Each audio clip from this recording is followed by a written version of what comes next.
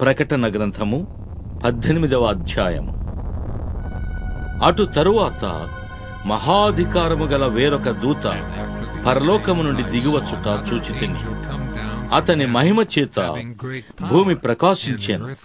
అతడు గొప్ప స్వరముతో ఆర్భటించి ఇట్లనెను, మహాబబులోను కూలిపోయెను, అది దయ్యములకు నివాస స్థలమును, ప్రతి అపవిత్రాత్మకు ఉనికి పట్టును, అపవిత్రమును అసహ్యమునైన ప్రతి పక్షికి ఉనికి పట్టును ఆయను.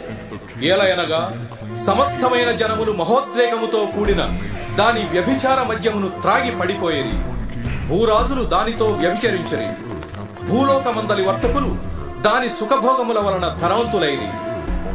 మరియు ఇంకొక స్వరము పరలోకములో నుండి ఇలాగు చెప్పగా వింటిని, నా ప్రజలారా, మీరు దాని పాపములలో పాలివారు కాకుండునట్లును, దాని తెగుళ్లలో ఏదియు మీకు ప్రాప్తింపకుండునట్లును దాన్ని విడిచి రండి. దాని పాపములు ఆకాశమునంటుచున్నవి. దాని నేరములను దేవుడు జ్ఞాపకము చేసుకొని ఉన్నాడు. అది ఇచ్చిన ప్రకారము దానికి ఇయ్యుడి. దాని క్రియల చొప్పున దానికి రెట్టింపు చేయుడి.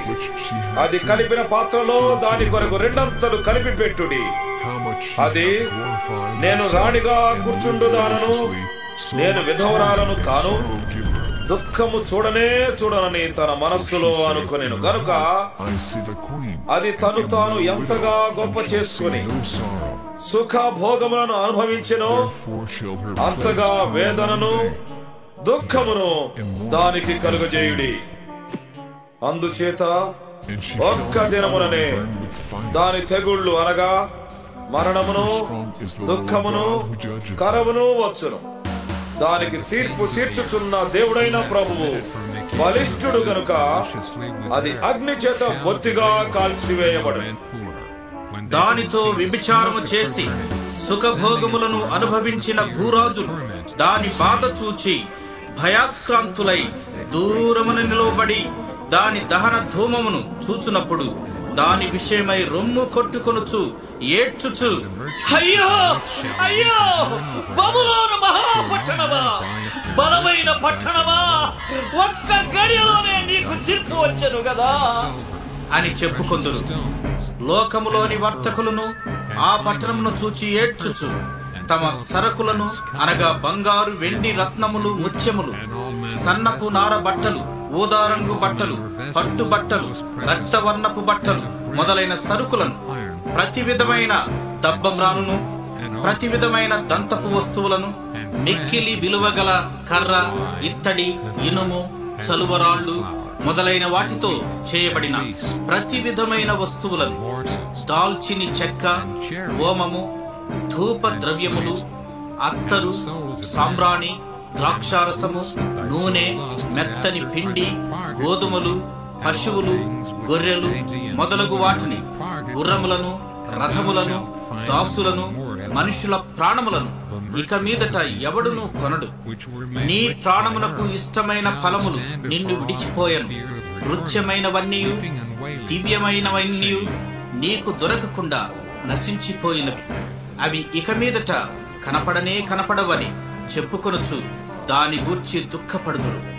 ఆ పట్టణము చేత ధనవంతులైన ఈ సరకుల వర్తకులు ఏడ్చుచు దుఃఖపడుచు, అయ్యో అయ్యో, సన్నపు నార బట్టలను, ధూమ్ర రక్తవర్ణపు వస్త్రములను ధరించుకొని బంగారముతోనూ, రత్నములతోనూ, ముత్యములతోనూ అలంకరింపబడిన మహాపట్టణమా, ఇంత ఐశ్వర్యము ఒక్క గడియలోనే పాడైపోయినే అని చెప్పుకొనుచు దాని బాధను చూచి భయాక్రాంతులై దూరముగా నిలుచుందురు. ప్రతి నావికుడును ఎక్కడికైనను సబురు చేయు ప్రతివాడును, ఓడవారును, సముద్రము మీద పని చేసి జీవనము చేయు వారందరూ దూరముగా నిలిచి దాని దహన ధూమమును చూచి, ఈ మహాపట్టణముతో సమానమైనదేది అని చెప్పుకొనుచు కేకలు వేసి తమ తలల మీద దుమ్ము పోసుకుని ఏడ్చుచు దుఃఖించుచు, అయ్యో అయ్యో, ఆ మహాపట్టణము, అందులో సముద్రము మీద ఓడలు గల వారందరూ దాని ఎంతని అధిక వ్యయం చేత ధనవంతుడైంది. అది ఒక్క గడియలో పాడైపోయినే. అని చెప్పుకొనుచు కేకలు వేయుచుండెది. పరలోకమా, పరిశుద్ధులారా, అపోస్తులారా, ప్రవక్తలారా, దాన్ని గూర్చి ఆనందించుడి. ఏలయనగా దాని చేత మీకు కలిగిన తీర్పుకు ప్రతిగా దేవుడు ఆ పట్టణములకు తీర్పు తీర్చి ఉన్నాడు.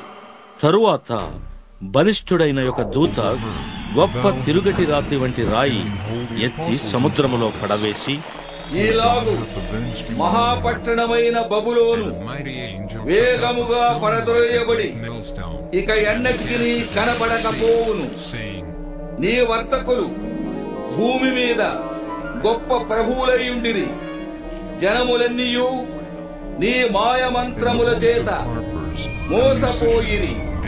కావున వైణికుల యొక్కయు గాయకుల యొక్కయు పిల్లల గ్రోయి ఊదువారి యొక్కయు బూరలు ఊదువారి యొక్కయు శబ్దము ఇక ఎన్నడును నీలో వినబడదు. మరి ఏ శిల్పమైనా చేయు శిల్పి ఎవడును నీలో ఎంత మాత్రమును కనబడడు. తిరుగటి ధ్వని ఇక ఎన్నడును నీలో వినబడదు. దీపము వెలుగు నీలో ఇకను ప్రకాశింపనే ప్రకాశింపదు. పెండ్లి కుమారుని స్వరమును, పెండ్లి కుమార్తె స్వరమును నీలో ఇక ఎన్నడును వినబడవు. మరియు ప్రవక్తల యొక్కయు పరిశుద్ధుల యొక్కయు భూమి మీద వధింపబడిన వారందరి యొక్కయు రక్తము ఆ పట్టణములో కనబడెను అనెను. The voice of the bridegroom and of the bride shall be heard no more at all in thee. For thy merchants were the great men of the earth. For by thy source